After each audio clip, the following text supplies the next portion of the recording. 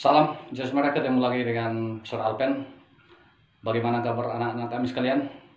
Semoga dalam keadaan sehat dan tentunya anak kami tetap fokus untuk mengikuti pembelajaran jarak jauh ini. Baik, kali ini Sir akan menjelaskan materi sejarah kelas 10 kelompok peminatan. Mari kita langsung saja, apa saja yang akan kita bahas kali ini.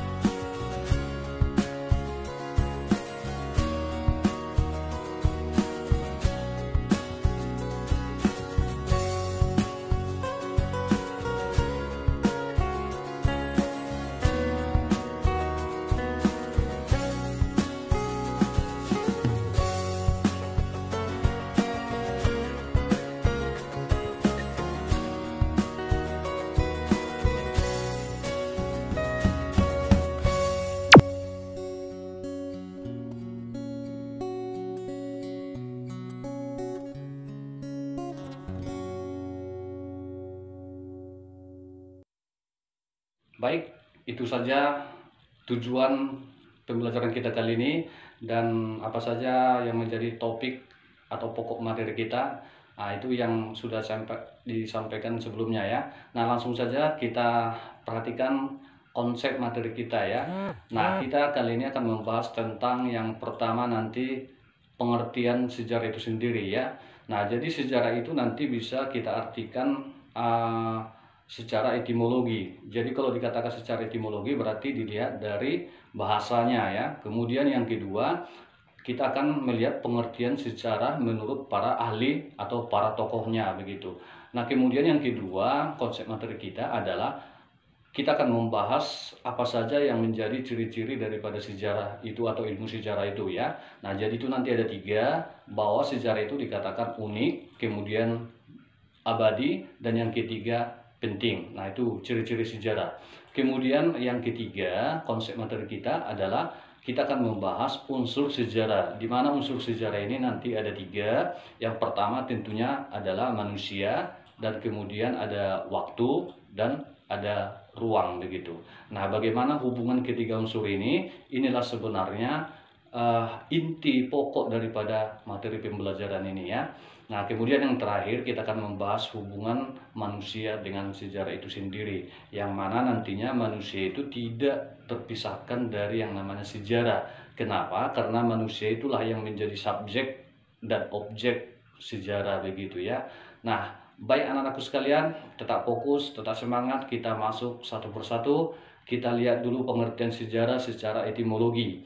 Nah, yang pertama kita lihat bahwa kata sejarah itu pertama sekali berasal dari bahasa Arab ya, yang mana di bahasa Arab itu adalah berasal dari kata syajaratun, yang mana artinya syajaratun ini adalah pohon. Jadi sejarah itu ibarat pohon. Jadi kalau misalnya pohon itu kita bagi 3 ya, nah ada akar ya, kemudian ada batang, dari batang masuk ke cabang, dari cabang masuk ke ranting ya, ke daun, dan seterusnya ya.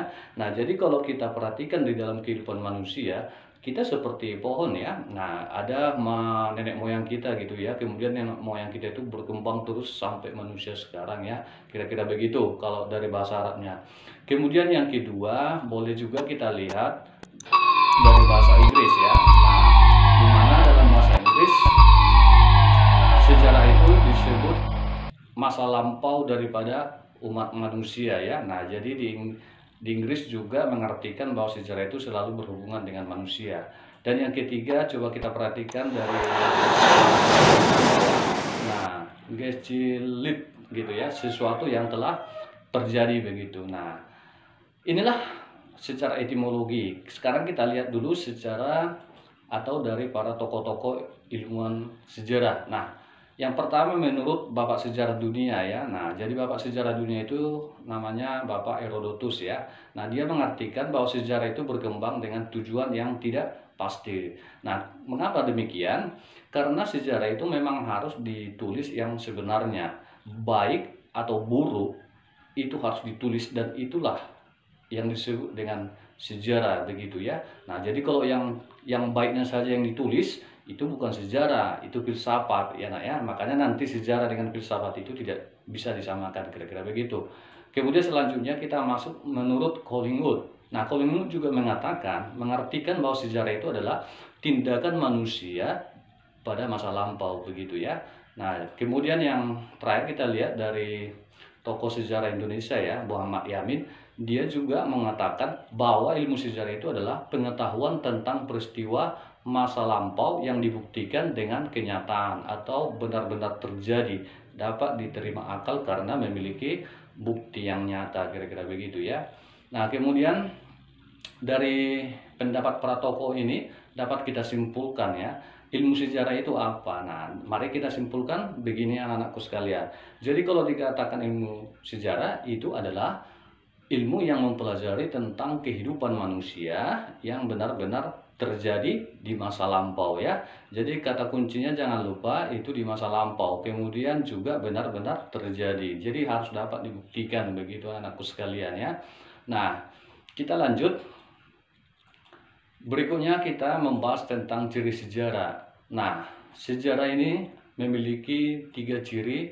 Yang pertama unik, abadi, dan penting. Nah, apa saja perbedaannya ini? Mari kita bahas.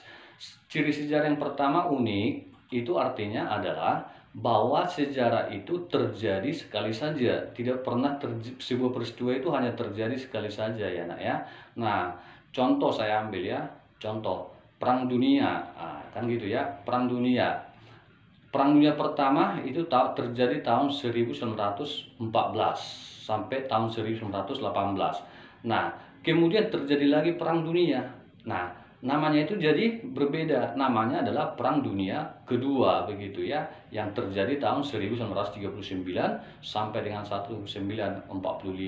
Artinya, walaupun ruang atau cakupan daripada peristiwa itu berulang, tetapi waktunya itu sudah pasti berbeda, tidak ada yang sama ya. Kenapa? Karena kita manusia ini adalah berjalan seiring dengan jalannya waktu ya. Tak satu pun kita bisa memutar waktu itu. Itulah uniknya sejarah itu begitu. Kemudian kita lanjut ciri yang kedua yaitu abadi ya. Nah, apa maksudnya sejarah abadi? Karena peristiwa itu dikenang sepanjang masa. Itu sebabnya kita belajar sejarah. Kita perlu mengenang sejarah bangsa kita. Kemudian yang terakhir adalah penting. Nah, penting artinya bahwa dari masa lalu, peristiwa-peristiwa masa lalu, manusia sekarang itu bisa belajar ya. Nah, mana yang baik kita kembangkan, mana yang buruk kita tinggalkan. Nah, jadi dari sejarah ini cukup penting ya. Nah, boleh kita katakan bahwa masa lalu, kehidupan masa lalu daripada nenek moyang kita dulu itu menjadi acuan kita di masa sekarang untuk lebih baik di masa yang akan datang, kira-kira begitu ya. Nah, kita sekarang masuk unsur sejarah. Nah, unsur sejarah tadi saya katakan di konsep materi ada 3 ya. Nah, yang pertama adalah manusia, yang kedua waktu, dan yang ketiga adalah ruang. Nah, apa saja ini kita bahas.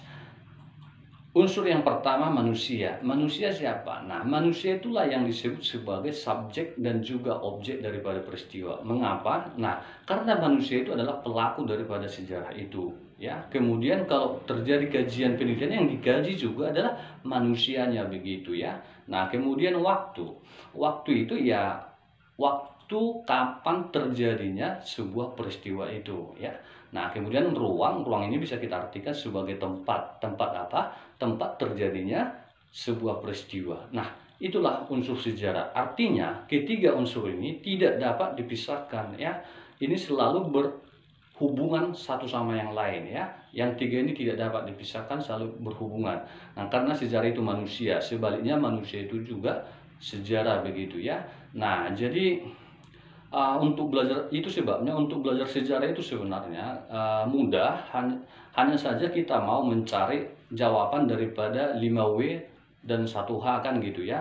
Nah, katakan ada sebuah peristiwa, kita tinggal cari jawabannya. Kapan peristiwa itu terjadi? Siapa pelakunya?